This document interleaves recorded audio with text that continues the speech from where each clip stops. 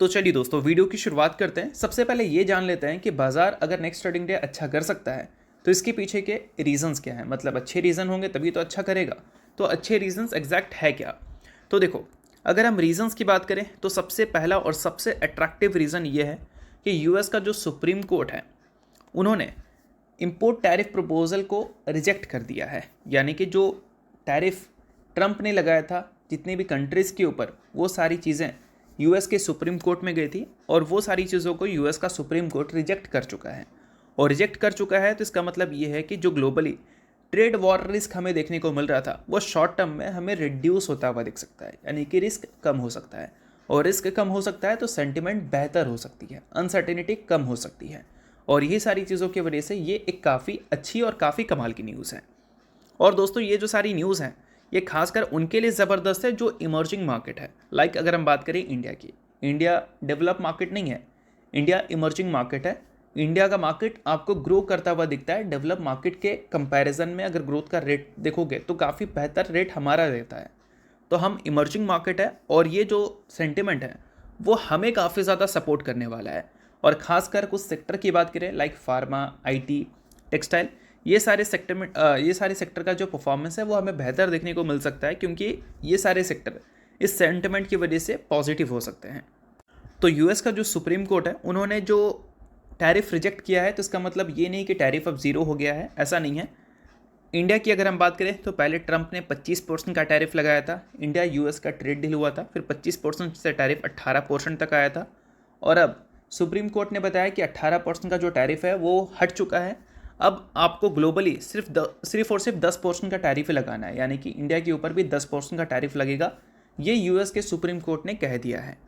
लेकिन दोस्तों अगर हम बात करें ट्रंप की, तो ट्रंप ने फिर से एक स्टेटमेंट दिया है, जिस स्टेटमेंट में उन्होंने ये बताया है कि 10% टैरिफ नहीं लगेगा। ग्लोबल टैरिफ रेट की अगर हम बात करें तो यूएस सुप्रीम कोर्ट ने तो 10% बोल दिया था, बट ट्रंप ने इसको बढ़ा दिया है, 10% से 15% तक कर दिया है। तो इंडिया के ऊपर जो 10% टैरिफ चलने की बात चल रही थी वो 10% नहीं, अब हमें 15% देखने को मिलेगी। बाकी ये एक पॉइंट है जो कि नेगेटिव हो सकता है, बट अगर हम 18% को 15% से ही कंपैरिजन करें तो 15% ही बेहतर है ना। अगर वो 17% भी होता तो 17% ही बेहतर होता, बट 10% पे अगर आ जाता नंबर तो बहुत ज़्यादा ज़बरदस्त बात होती। बाकी ठीक है, ये भी एक बहुत ख़राब अपडेट नहीं है, लेकिन ठीक है, देखते हैं कि इन सारी चीज़ों के बेसिस पे मार्केट क्या रिएक्ट करती है। सो अब दोस्तों वीडियो में आगे बढ़ने से पहले बात कर लेते हैं एक सेबी रजिस्टर्ड टेलीग्राम चैनल के बारे में जिसका नाम है ट्रेडर पाजी। अब ये सेबी रजिस्टर्ड रिसर्च एनालिस्ट हैं जिनका रजिस्ट्रेशन नंबर आपको यहाँ पर देखने को मिलता है, और इनको 8 साल से भी ज़्यादा का एक्सपीरियंस है ऑप्शन एंड स्विंग ट्रेडिंग में। साथ में 3000 से भी ज़्यादा लोगों को ऑलरेडी ये ट्रेन कर चुके हैं। तो इनके टेलीग्राम चैनल का जो लिंक है वो आपको डिस्क्रिप्शन में देखने को मिल जाएगा। लिंक के थ्रू जाकर जरूर इस चैनल को आप ज्वाइन कर लेना। ज्वाइन करने का सबसे बड़ा प्लस पॉइंट ये है कि काफ़ी सारी कंपनी के टेक्निकल्स को प्रॉपर एनालिसिस कर यहाँ अपडेट किया जाता है, जो कि अभी आपको यूट्यूब पे तो देखने को नहीं मिलता, जिसको आप यहाँ पर आकर ज़रूर चेकआउट कर सकते हैं।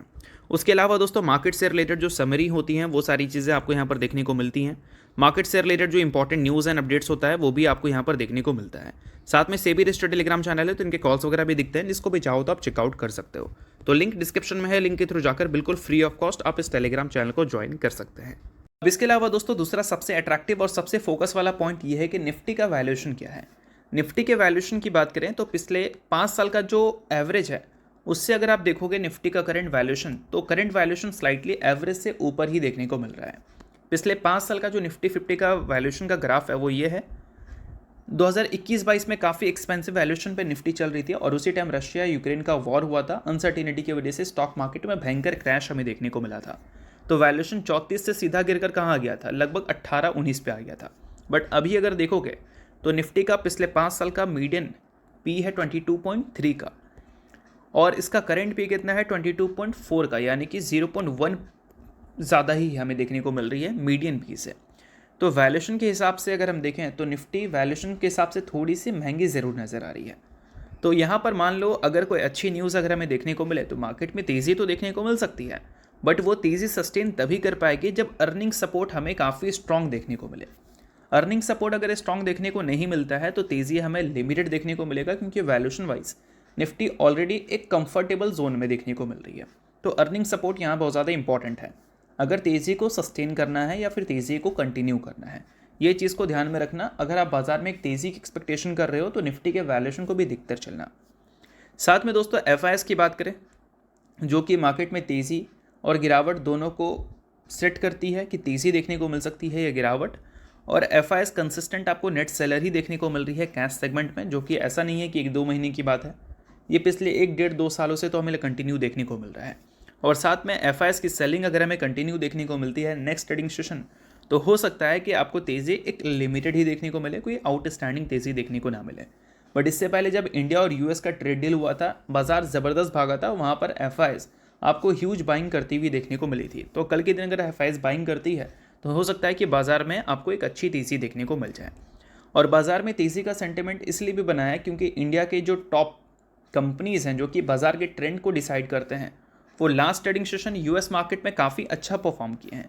अब देखो, टॉप सेक्टर की बात करें तो बैंकिंग सेक्टर है, आईटी सेक्टर है और ऑयल टू केमिकल वाले सेक्टर है। और आईटी सेक्टर में विप्रो अगर देखोगे तो विप्रो एडीआर 0.89% ऊपर आपको देखने को मिल रहा था यूएस मार्केट में। और उसके साथ इन्फोसिस एडीआर की बात करें तो वहाँ पर 0.69% की तेज़ी हमें देखने को मिल रही थी। साथ में बैंकिंग सेक्टर की बात करें तो वहाँ पर आपको आईसीआईसीआई बैंक देखने को मिलती है लिस्टेड, उसमें करीब आपको 1.5% से ज़्यादा की तेज़ी देखने को मिल रही थी। तो इंडिया की जो टॉप कंपनीज़ हैं जो यूएस मार्केट में लिस्टेड है, उनकी परफॉर्मेंस लास्ट ट्रेडिंग सेशन काफ़ी ज़्यादा अच्छी थी।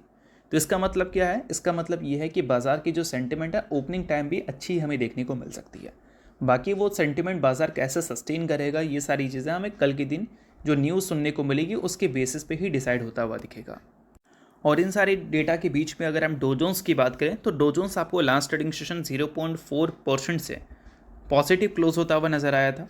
अब डो जोन्स अगर पॉजिटिव है, इंडियन मार्केट यूएस मार्केट में अगर पॉजिटिव है, मार्केट से रिलेटेड न्यूज़ पॉजिटिव है, टैरिफ कम करने से रिलेटेड जो न्यूज़ है वो भी पॉजिटिव है, तो अल्टीमेटली बाजार का सेंटिमेंट पॉजिटिव ही दिख रहा है। बाकी देखते हैं नेक्स्ट ट्रेडिंग सेशन बाजार आपको पलटता हुआ दिख सकता है या फिर बाजार आपको पहले वाले सेंटिमेंट ही रिपीट करता हुआ दिखता है।